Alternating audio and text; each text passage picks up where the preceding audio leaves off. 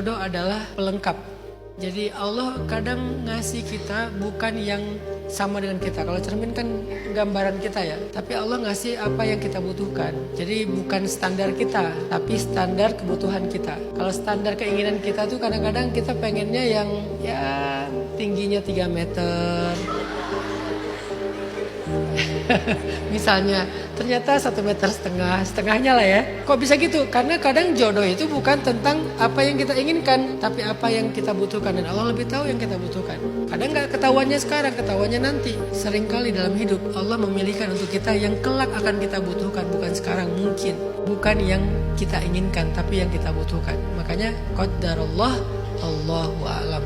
Inilah takdir jodoh saya, Allah lebih tahu yang terbaik. Kalau gagal, bubar pernikahannya, qadarullah, dia bukan jodoh saya tapi ujian bagi saya. Pokoknya selalu qadarullah Allahu a'lam, qadarullah Allahu a'lam.